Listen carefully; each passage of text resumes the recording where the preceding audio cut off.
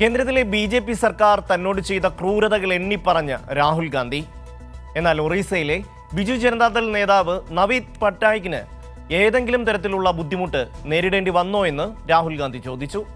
ഒറീസയിലെ തെരഞ്ഞെടുപ്പ് പ്രസംഗത്തിനിടെയാണ് രാഹുൽ ഗാന്ധി ഇക്കാര്യങ്ങൾ പറഞ്ഞത്.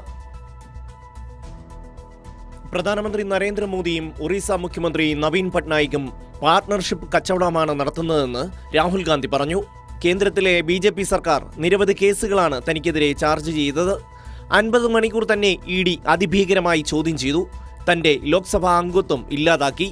നവീൻ പട്നായിക്കിന് ഏതെങ്കിലും തരത്തിലുള്ള പ്രതിസന്ധി ഇക്കാലയളവിൽ നേരിടേണ്ടി വന്നുവോ എന്ന് രാഹുൽ ഗാന്ധി ചോദിച്ചു. ബി.ജെ.പിക്ക് വോട്ട് ചെയ്യുന്നതും ബി.ജെ.ഡിക്ക് വോട്ട് ചെയ്യുന്നതും ഒരുപോലെയാണെന്നും രാഹുൽ ഗാന്ധി പറഞ്ഞു.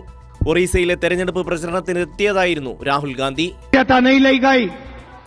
बीजेडी के नवीन पटनायक जी बीजेपी के लिए यहां काम करते हैं, ये दोनों एक हैं, इनकी पार्टनरशिप चल रही है और बात साफ है.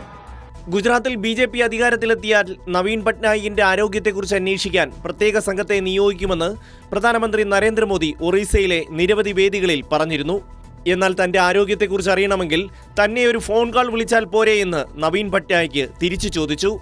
തന്റെ ആരോഗ്യത്തിന്റെ പേരിൽ വോട്ട് പിടിക്കാനാണ് നരേന്ദ്രമോദി ശ്രമിക്കുന്നതെന്നും നവീൻ പട്നായിക്ക് പറഞ്ഞു.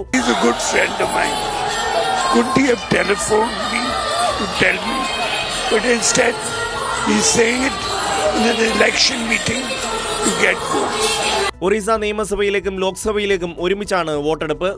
ഒറീസ പിടിക്കണമെന്ന വലിയ മോഹമാണ് ബി.ജെ.പിക്കുള്ളത്. എന്നാൽ നവീൻ പട്നായിക്കിന്റെ ബി.ജെ.ഡി. തന്നെ ഒറീസ നിയമസഭാ തെരഞ്ഞെടുപ്പിലും വിജയിക്കാനാണ് സാധ്യത. Election desk, Kairali news.